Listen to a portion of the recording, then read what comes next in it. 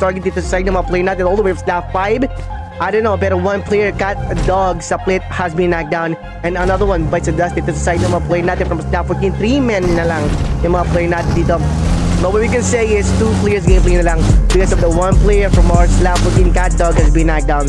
He's the first player to be knocked down on by our men from our slap 5. Pero I don't know what our slap 5 is planning to do. Pero as you can see, you know what time it is after just from that hillside. He totally got one out from those slap 14 down again.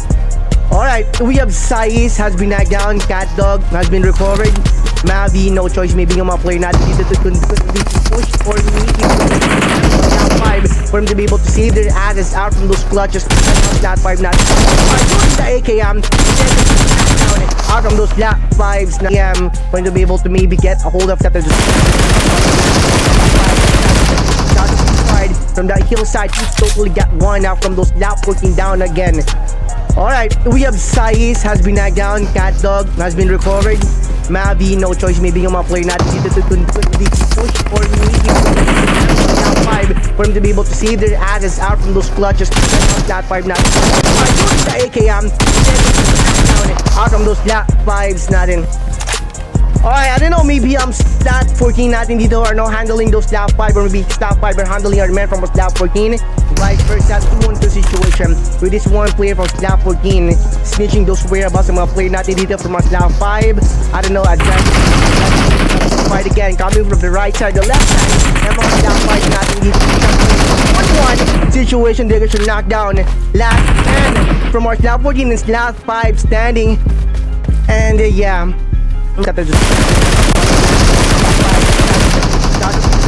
from that hillside, he totally got one out from those slap 14 down again. Alright, we have 𝚃𝙸𝙼 has been knocked down. 𝚃𝙸𝙼 has been recovered. Mavi, no choice, maybe yung mga player natin dito to push or maybe slap 5 for him to be able to save their asses out from those clutches. Slap 5 natin. The AKM out from those slap 5s natin. Alright, I don't know, maybe slap 14 natin dito are now handling those slap 5, or maybe slap 5 are handling our men from slap 14. Vice versa, 2-on-2 situation with this one player from slap 14 snitching those whereabouts ng mga player natin dito from slap 5. I don't know, advance fight again, coming from the right side, the left side, and mga slap 5 natin dito. 1-1 situation, they should knock down last and from our slap 14 and slap 5 standing. And yeah, player has, man, the opening fire player right now is not letting that target go dito sa side ng mga play natin from slap 23. He's still keeping an eye out from the one, guys. You can see the last man from his squad, pero again, left and right is gonna be having his trouble dito. 2 men, slap C outnumbering those slap 11 and slap 23s.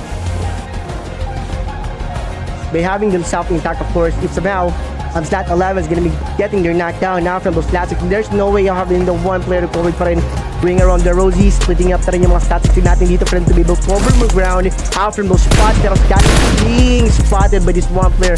Open fire just in case that one player, maybe this one player is trying to scare this one player off. Pero they could hit and they could open fire back to the slap 11.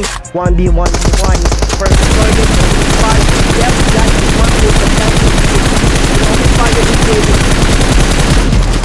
Instead of man, the opening fire player right now is not letting that target go. Dito sa side, will be waiting for them. We have 𝚃𝙸𝙼𝙼, ZENITHRA has been knocked down by our slap 11. Slap 11 natin dito. No, man, they're sending some message up to the other player by knocking those comrades up and down. Alright, we have 𝚃𝙸𝙼, Pretzel, and also we have RC. Sobrang scattered, sobrang fan out ng mga play natin dito from slap 11. And that is the sacrifice and risk they are willing to take just to get those men down or yung mga target nila dito. Gatekeeping at his best, maybe RC, planning to have up front. We have a 2-on-4. Alright, slap 14, moving for talaga nasa one play natin from our slap 2-on-4. Pero in the moment, too soon, the blue zone is gonna be having those asses na mga play natin dito knockdown. Up front, we have our slap 13 and there goes your gatekeeping at his best happening dito sa one play natin dito. Pulls up an S12 din. One play natin, S12 versus S12. Pero right now, the 2-man squad of our slap 12 Yeah, I very doubt that knocking will be one. There go another movement of zone mode that definitely be gone. And maybe size natin dito will be eaten alive by the blue zone. 2-1-4 inside of the blue zone. No one is letting no one go, as you can see after those bloodshed na nangyari sa side. Now, he's now happy. Ďaďaľ out on those spot na mga play natin all the way from a slot 14.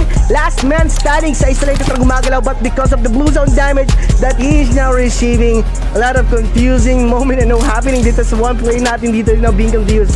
Is he gonna be facing those men, flipping a coin and have those face off out from those player from a slot 3s, or is he gonna be finding another way around? Pero the blue zone is not gonna be letting him do that. One player from a slot 13, so slot is not really 2-1-4. Sacrifice his gameplay life just to pull up and have the one player open fire that. There go another thing extra pushing ko natin whereabouts yung mga slot natin. Maybe get up one guy dito sa side ng mga slot 21 natin to flush those other players outside of those household. Pero we have a slot 11 opening fire, maybe still na rin out from those spot ng mga play natin all the way from YMTs. And also we have our slot 12 up front. We have our slot 3 natin just got outside of the blue zone, and right now they are replenishing those half of theirs after receiving a lot of blue zone. But we have our slot 12 may play rin out from those spot ng mga slot 20 natin, not until one player from slot 12 open fired out from those slot 14 slot 1-4 natin dito. Pero another squad most definitely arrived after the spot ko natin mga slot 12 natin dito. Slot 23 play natin all the way to slot 12. Yeah, no, moving forward na rin dito regardless even though dito to have their knockdown now. Player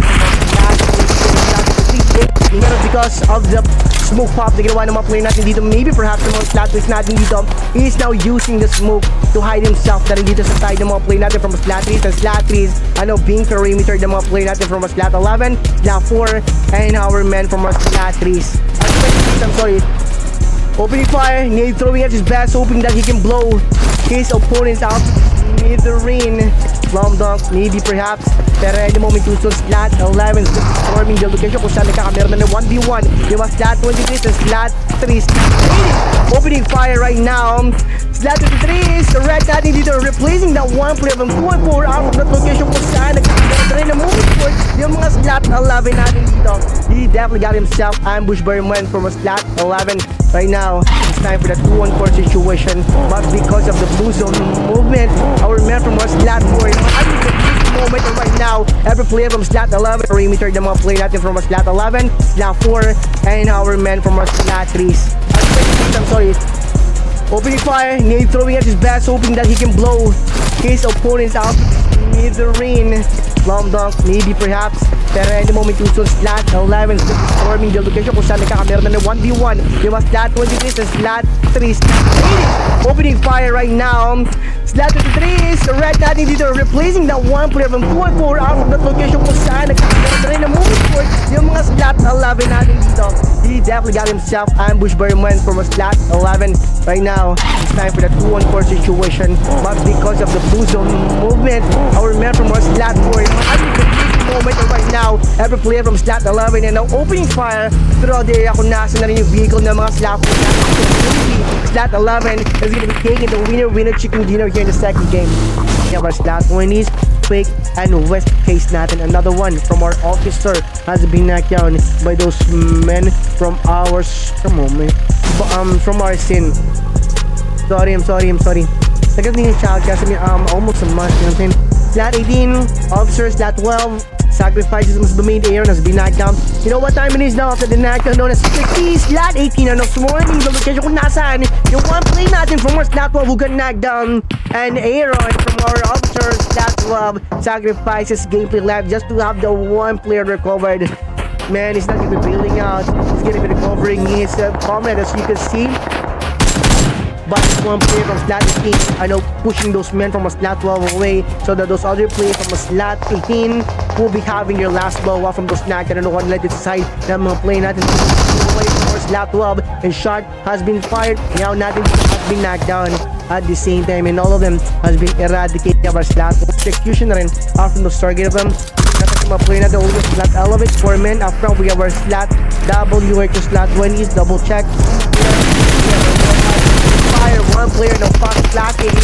Running just to get inside of the warehouse. So nasa one play natin si Elevate Opti, pero nga lang, he definitely got that point to put one out from those slot 20 down.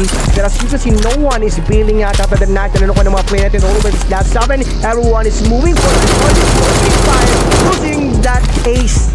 Gun natin dito. He definitely got one out from those slot Elevate down. The numbers of players and not even because of the knockdown at the same time.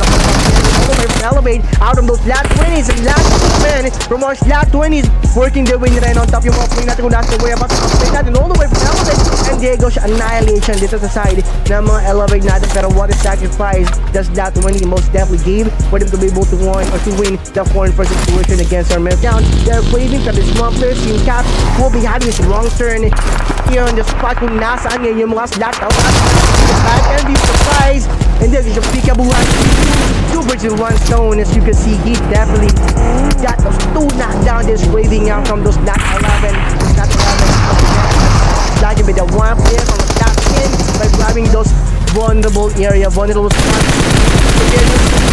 Back and you seeing Caps emptying his grip just to turn another down inside of a slot 11 natin dito. Receiving a lot of open fire, carving this one player from a slot again, and he's not stopping, continuing emptying his clip just to take his exposure now from the vehicle that the one player from slot 11 has been using. And if somehow is going to be taking explosion, that will be the result of the one player's elimination. But again, he's definitely being hit by Cap plus the blue zone damage. And the last man from our slot 10 for him to be able to tack themselves in, because if not, those slot 17 will be having this vulnerable spot of them and they will be knocked down. 4-7 about 4-7-6 Tupac and Mav are down. Sobrang split up ng mga play natin dito, and sobrang risk taker ng mga slot 17 natin dito for them to be able to avoiding those other players having their asses all at the same time. So that's why they're scattering, panning out to cover more ground. From the storing ko nasa ngayon, nagkakamera na rin ng side on up yun. Slot 21, so opening part, one guy, as you can see, one player is thinking and seeing. This one player is totally alone out from the second floor. Kung nasa worry about the one again from our slot 21. Kung nasa rin mga flatter natin dito, pero all at the same time, having this confusing moment, going to turn his goal first. He got himself to having their move. Here, slot 13, Mavi. Here we go. There goes your damage. Almost got one out of the PL. Man, they are missing their throw. Pero slot 13 will be moving forward. Kung nasa whereabouts ng mga player natin. Mav, one. He's now showing up there to one player natin from slot 3.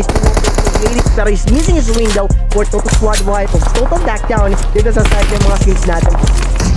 Ganda ng view, pero yun nga lang 20% that they're gonna be getting their knockdown. Barangay on the other hand, one of them have been knocked down.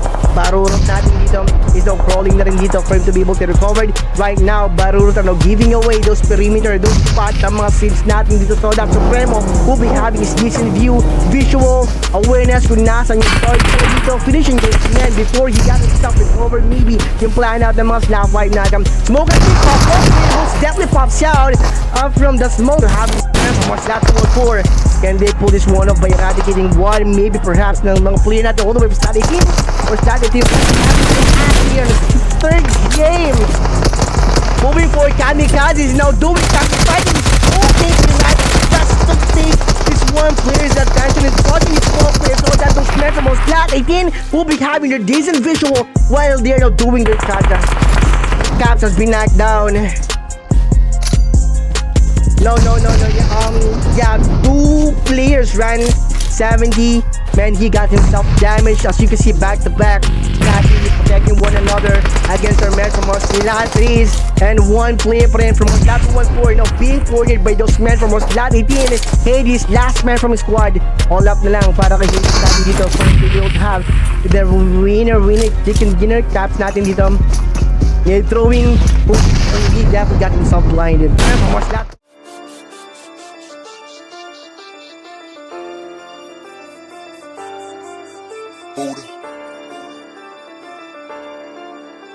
Squatter House Gaming.